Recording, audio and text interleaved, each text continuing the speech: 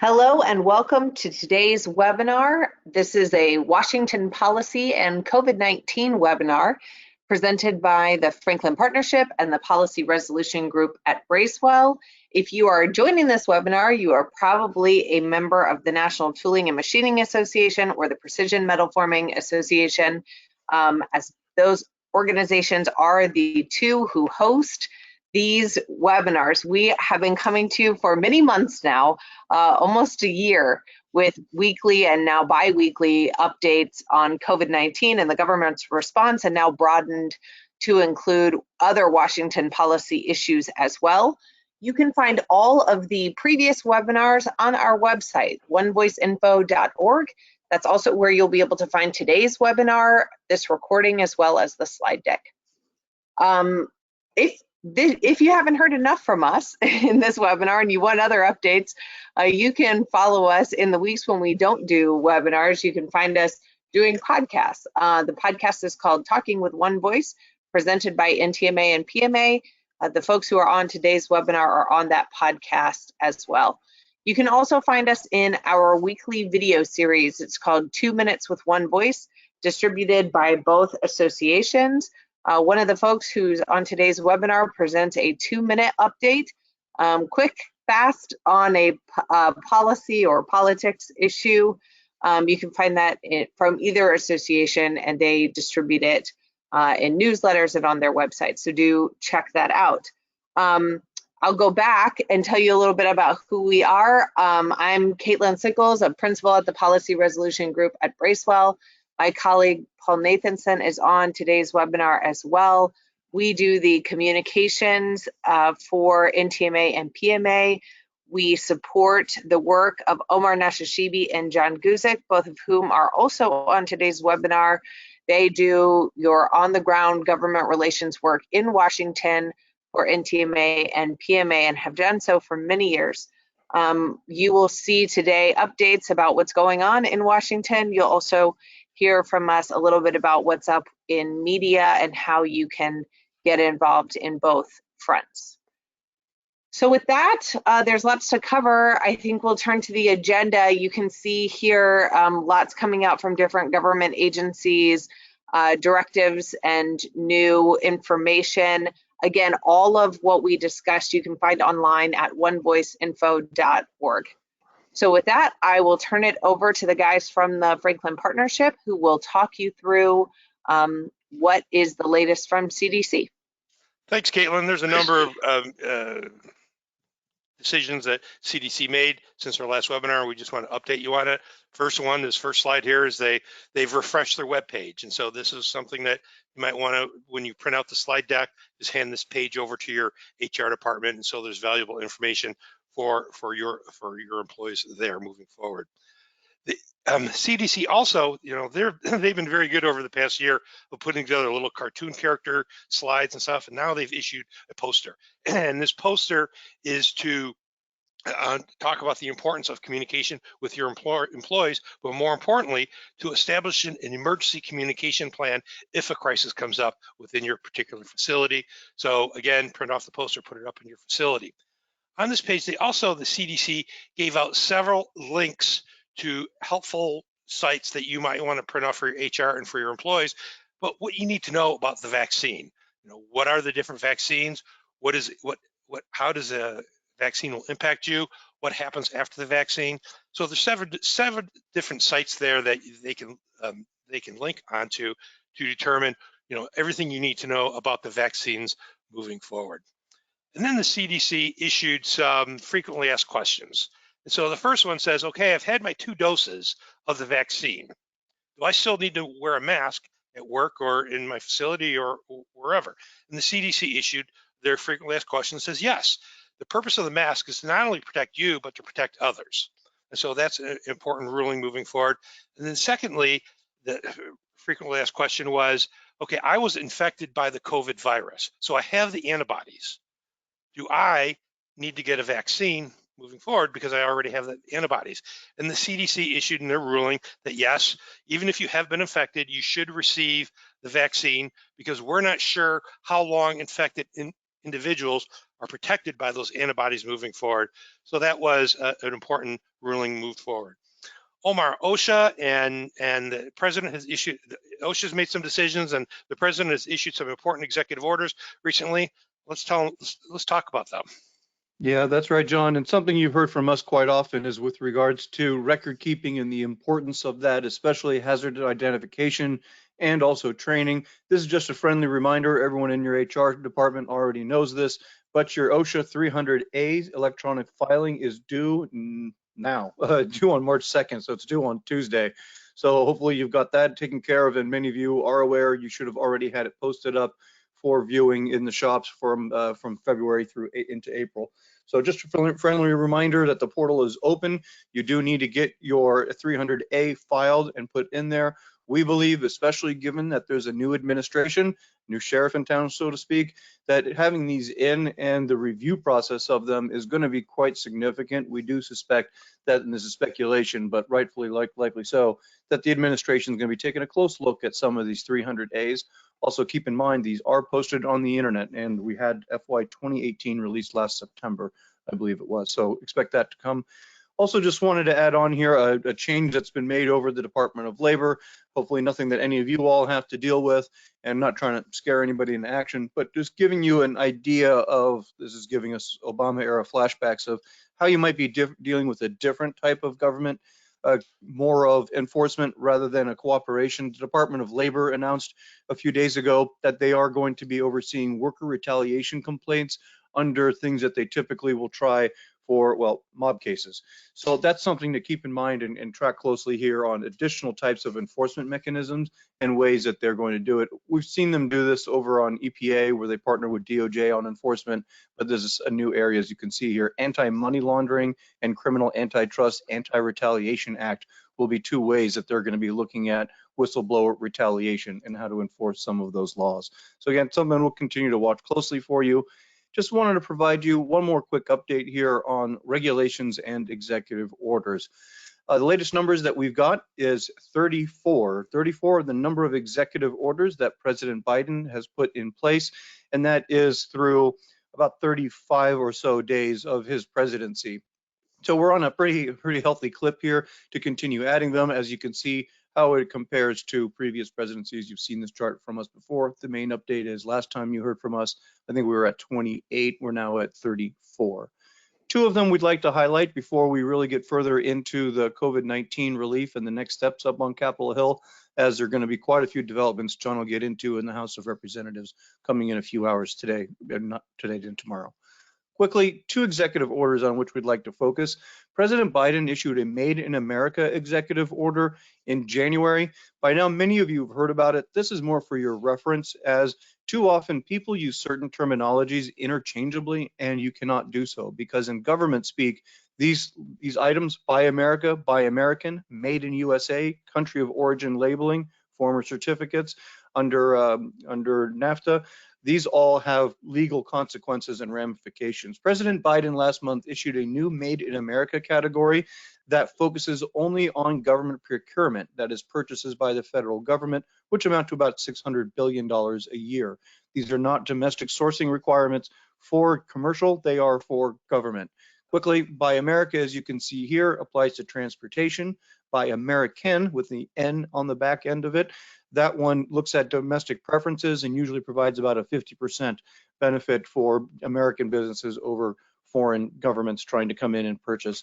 And then Made in the USA, I believe PMA is doing a webinar on this coming up, and that's where you focus on what you can claim in your commercial labeling, and that one does have different implications, meaning what is your product all or virtually all manufactured and assembled in the United States, you can only then put on Made in the USA. Quick reference guide just to make sure everyone's using the proper terminology, especially because President Biden just on Wednesday issued his supply chain executive order. That is going to deal with a number of issues and builds off two previous orders put in place by former President Trump, one in September of 2020 and the other one in December of 2017, both dealing with critical minerals and also rare earth elements. The current executive order signed on Wednesday directs agencies to conduct a 100-day review of supply chains focused on semiconductor manufacturing, which obviously has received a lot of attention of late, with many people in the automotive supply chain starting to see a backup. And we saw there's going to be a lot of losses, financial losses we're hearing from the OEMs because of the backlog here and the competition for additional semiconductors. So there is legislation, or rather there was. Senator Cornyn last summer included some language in the defense bill. They are looking at additional incentives for semiconductors, but most of us are hearing that's not going to fix the problem today. It might address it for the future tomorrow. The other categories: high capacity batteries, medical supplies, rare earth minerals. They're going to submit a written report to the White House about what the domestic capabilities are and any obstacles. The administration and previous also have begun working with the Australian company on how to increase mining and extraction and processing, which are not things that we've normally done due to a number of environmental reasons and restrictions.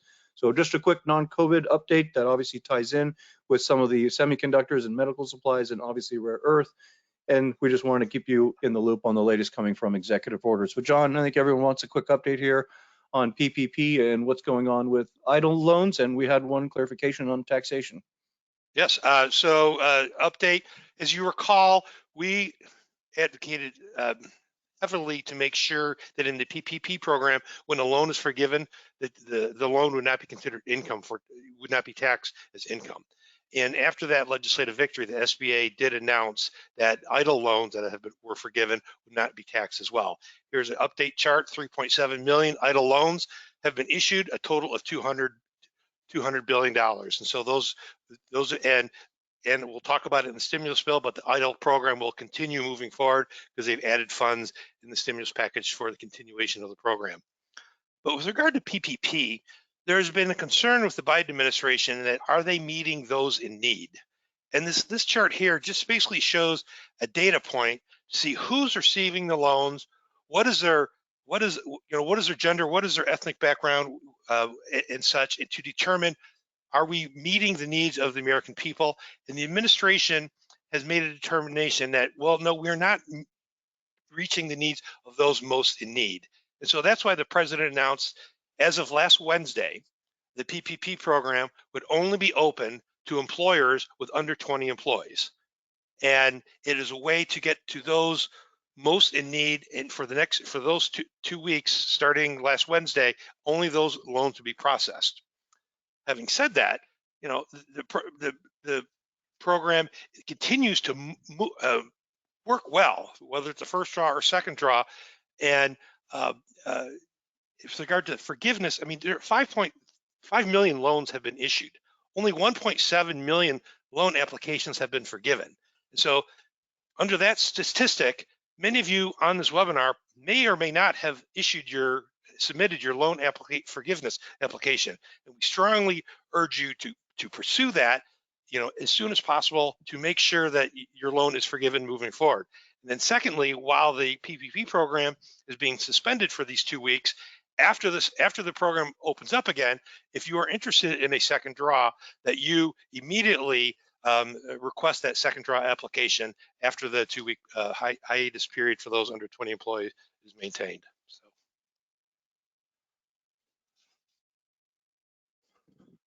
I lost my spot, Omar. Take over. Okay, gotcha. So a couple other things we'll pick up on. And John, with regards to, as you mentioned, with regards to new rules from PPP that are coming in, taking effect the first week of March. And as we look at some of those, they're really tweaking here. And as you mentioned, John, the 2 weeks that they wanted to give that break in there and allow other companies to go in that were in the underserved that you pointed out on that previous slide. But now what you're seeing here is they're trying to do the sole proprietors, independent contractors, those again that are underserved communities. So they're making changes and they're trying to simplify the process and make it easier for those businesses that again weren't able to go into it. So this is something to continue to watch. I think this is an area where the SBA and Treasury can continue to make tweaks around this program if they continue it beyond March 31st. And that way what we'll see is they might continue to make revisions, and that's something we're going to continue to watch closely there. But John, we are seeing a good amount of processing delays in the loans. What you see on top is an article from the Journal of Accountancy here that's talking about the requests or rejections requiring more documentation of 30% of PPP applications. And so they are trying to find ways to speed up the flow, and below is actually from the SBA and explaining why we're seeing some of the challenges that we are, if any of you are having some of that. But John, back to forgiveness on this chart here, as you see on the upscale, they are processing quite a few of the forgiveness loans, and so they are starting to make progress. Most of you that we speak with, you have already submitted your request for your second draw if you planned on one, John. Yeah, and I can't reiterate it, more importantly, that if you haven't submitted that application for forgiveness, do it right away. But here's the chart clearly. What is it? 5.3 million loans have been approved. One have been approved, but only 1.7 loans have been forgiven. And so there's still a number of loans out there from individuals who have not sought the forgiveness process. So now Well, I think we're going to go ahead. No, I was going to say, why don't you go ahead? Let's just jump right into stimulus. Yes. So in our last webinar, and it was roughly 3 weeks ago, Omar and I were bantering back and forth whether the Democrats were going to do it alone approach, just have a Democrat bill, or will it be a bipartisan bill moving forward? And in the end, Speaker Pelosi and Majority Leader Schumer and the president decided to go alone approach. And this survey data just sort of backs up that approach. When 69% of the American public is supporting the stimulus bill, the Democrats say, well, we can do it alone. And when you look at that even further, only 37% of Republicans. So they could spend a lot of time trying to negotiate with Republicans for a bipartisan bill when they didn't necessarily need to, since it has such overwhelming support.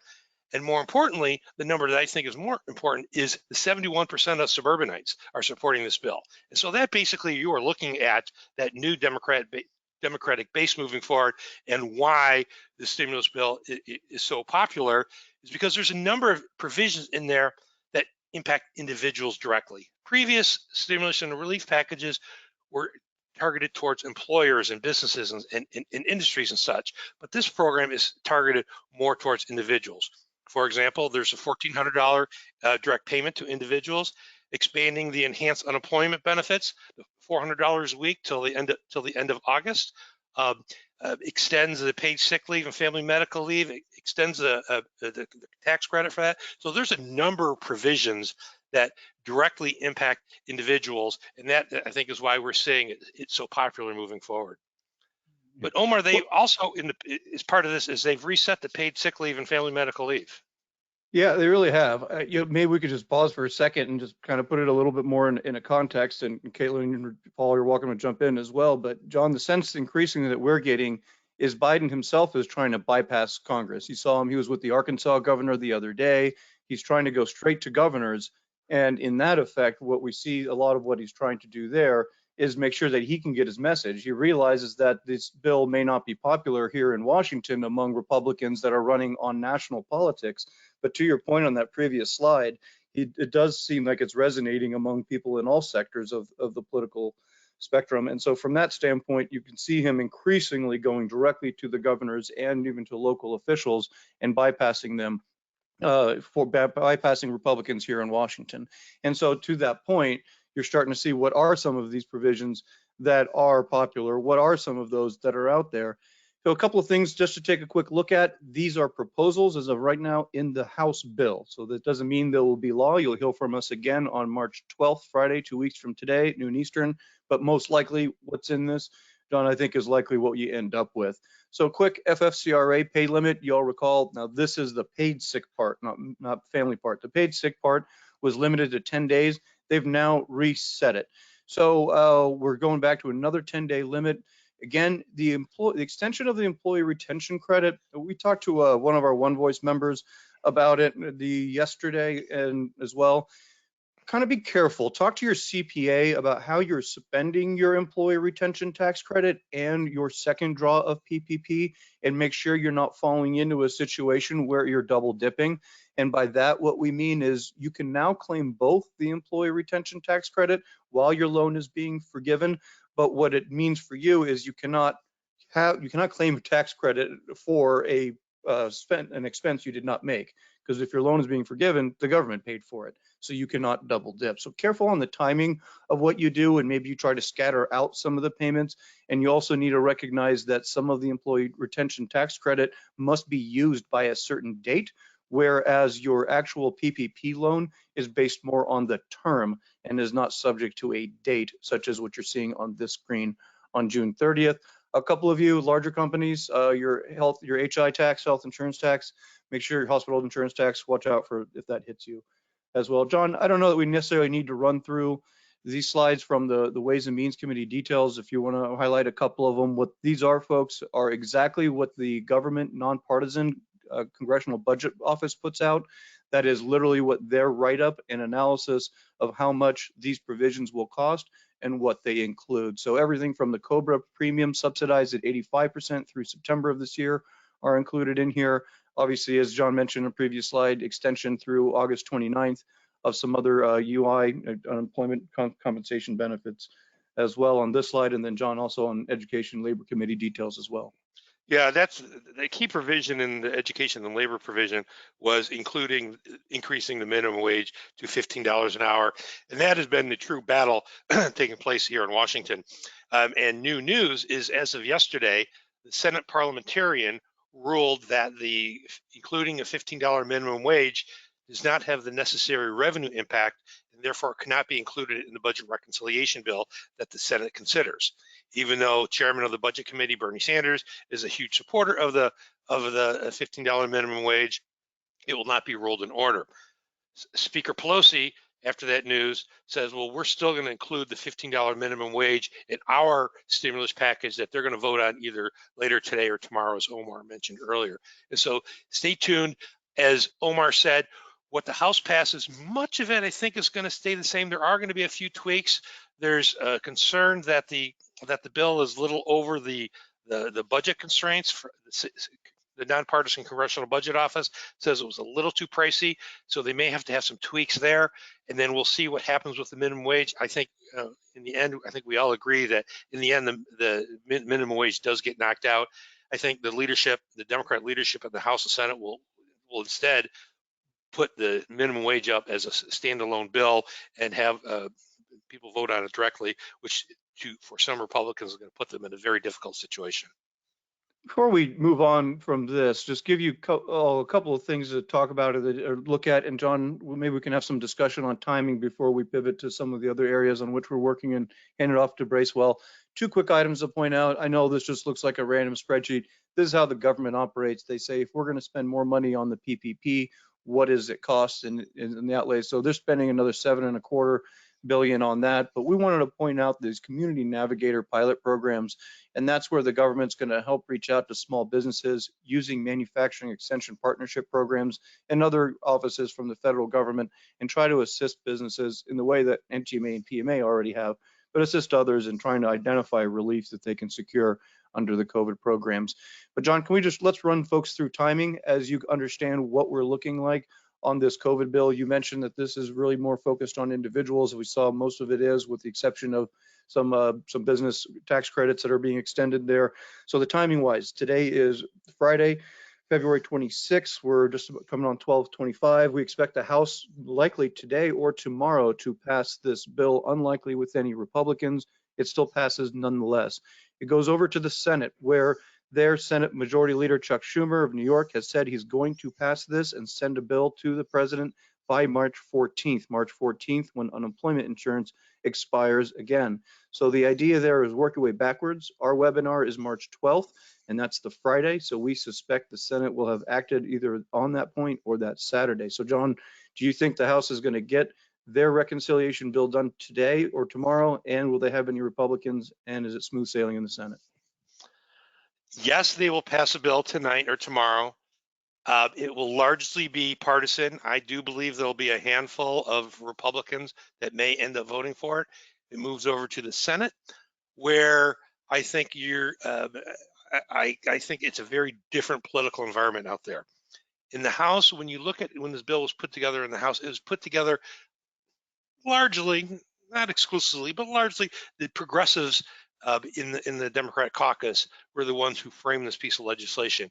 In the Senate, in a 50-50 Senate, where the vice president breaks a tie, a conservative senator like Joe Manchin or Senator Sinema from Arizona, both Democrats, have a tremendous impact in the shaping of that legislation. And so that's where we believe there's going to be tweaks. I don't think these tweaks and these changes are going to have a much impact in the timing, because as you said, Omar, that March 14th deadline of when unemployment benefits expire, I mean, that's a real deadline out there that, you know, we've seen in the past Congress miss deadlines left and right, but I think that's a real goal, and I think they're really close. They will be really close to doing that. So as this bill passes the House, the Senate is going to make some tweaks, but those tweaks, Schumer is going to talk to Pelosi about some of what those tweaks are and why they're making it moving forward to expedite the process. So to avoid, for example, a conference committee, these will essentially be pre-conference, you know, pre-negotiated tweaks that when the Senate passes it, the House will then return and pass this bill immediately. So when we reconvene in a couple of weeks, we'll be really focused, obviously, on what ended up in the bill. We expect it to be very similar to what we just reviewed today. And by that Friday, March 12th, looks like we'll either have the Senate done or close to it and then on its way to the president, at which point we are going to be shifting to the second reconciliation. That's where the tax increases are going to come in. So stay tuned for a future both podcast and webinar on the tax increase expected in the highway infrastructure bill. That will be the next round of reconciliation. But speaking of taxes, tariffs are taxes, Paul, and can you walk us through a couple of the activities that have been going on with regards to that issue right now, please? Tariffs are taxes, Omar. You're correct. Yeah, so I don't have to tell the members and other manufacturers on this call that right now, not only steel, but aluminum and red metals, the market is pretty chaotic right now. Price hikes, lead times are growing, and even the ability to find metals is becoming a huge problem. You know, there's not a great deal that the government can do about it with the market. There's various factors in play, but we know that one factor is obviously the Section 232 tariffs on steel and aluminum, the 25% tariffs. This is just the price chart that the Coalition of American Metal Manufacturers and Users puts out every couple of weeks, and it shows U.S. prices, which are the top line in blue, compared to prices in the EU and China for hot rolled. And you can see that the gap has never been wider since we started tracking in January of 2018, and it's growing, which, you know, as we've said over and over again, that the high steel prices and high prices for metals are a problem there, but it's a bigger problem when you're paying a certain price for the steel and your competitors overseas are paying a much lower price. That results in you not being able to compete with your global competitors. So we are trying to educate policymakers in the Biden administration that while there's not, they can't solve the problem, they can certainly go a long way in fixing the problem by getting rid of the Section 232 tariffs, which would only require President Biden deciding that they should be lifted. I should also say that steel prices are, you know, domestic steel prices. It doesn't matter if you're, which we have to educate folks at, whether you source domestically only or you use imported steel, all prices are high. That's the purpose of tariffs. As you can see, we recently had a Reuters story yesterday, I believe it came out, or the day before, where we had several of our manufacturing members quoted in it. And we are doing Reuters television next week. So folks are interested in hearing your stories, and I greatly appreciate our media volunteers who continue to talk about their situations with steel supply and lead times. There was also a Wall Street Journal story on the next slide there, Omar, that also highlighted one of our members, you know, and each of the each of the types of steel have their own unique issues. You know, stainless, there's been some consolidation in the market, and you know, some companies have announced, steel suppliers, that they are getting out of the stainless market, and that has created a problem. So you know, it's very important that we continue to talk about these issues. I should also add that we have work to do. You shouldn't assume that President Biden is going to lift tariffs, Section 232 tariffs, immediately. The USTR, the trade rep nominee, Catherine Tai, that's President Biden's nominee for U.S. Trade Ambassador. She had her confirmation hearing yesterday. She was very non-committal regarding tariffs. She understood the problems that they're causing, but she did not say that they are going to be lifted. So it's going to take a combination of pressure from our trading partners, particularly our EU trading partners, and the voices of the domestic manufacturers who use steel and aluminum to convince the President Biden to lift the tariffs, at least lift some of the tariffs. But the EU did put out a statement a couple of weeks ago demanding that these tariffs be lifted. So we're going to continue to highlight that.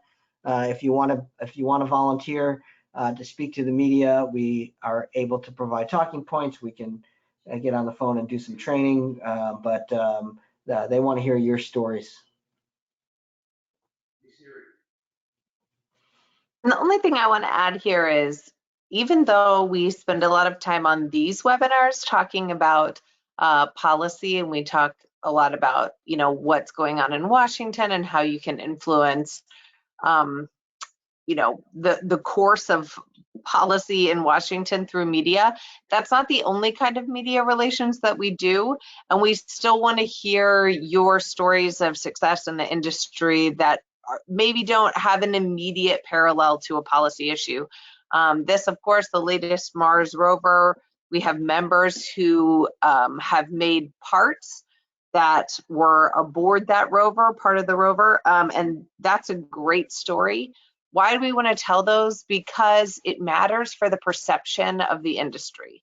You know, we are always trying to help make the case that manufacturing is about innovation, it's about technology. The more that we can push that story forward, the easier it is to find congressional champions, to find people who are willing to advocate for the industry to keep it strong. So while we obviously want to hear your policy stories and want you to be involved in that as much as possible, we want to hear your other stories too. So if there are things that you are doing in the innovation space, in the workforce space, please continue to reach out to us, as you always have, to share that information, or reach out to your individual associations to get that to them, and they will help get it to us, so that we can help you put that out as well. Thanks, Caitlin. Appreciate it. And thanks to everybody for joining. As you know, we wouldn't be able to do these webinars without your continued and direct support to the NTMA and the PMA. As always, please, what you can do is help out here as the associations continue to bring you this information, our upcoming webinars, our podcasts, our now video as well, and the Wash and Wire newsletters. Those of you also should have just gotten your weekly Friday clips about 3 or 4 minutes ago at 12:30 Eastern from all of us as well, and none of those are possible without both PMA and NTMA putting out the funds for that. So please, anything you can do, corporate donations are welcome and accepted there. Please type in on your right-hand side any questions you may have. Here is our contact information, and again, the links below to donate. Any questions you all may have, we're more than happy to answer either here or offline. Our big focus is, as you all think of any questions you may want to type. Yes, today we are looking for the House to pass the reconciliation, but what you should look for on our next webinar on March 12th will not only be an update on what happened in the Senate with reconciliation and COVID, but we are expecting an OSHA emergency temporary standard for workplace safety that will follow up on the January 29th guidance. That ETS, emergency temporary standard from OSHA, is expected no later than March 15th. So we likely will, we don't know if we'll have it by the time our webinar is going, as usually they'll issue it around 4 o'clock on that Friday. So if you have any questions, feel free to type them into the box. Otherwise, feel free to email us. We'll give you all another 30 seconds or so, and we'll let you go off and start your weekend, hopefully. We do want to thank all of those who did contribute to either PMA's advocacy fund or NTMA's GAF fund. Those contributions go a long way in making sure that we maintain these bi-weekly webinars and making sure our manufacturers are kept up to date with the most up-to-date information coming from Washington. Seeing as there's no questions, I'll be sure to look out for the podcast next week. Look for 2 Minutes with One Voice released this week. You had a wash and wire this week, and we will talk to you in 2 weeks. Thanks, everyone.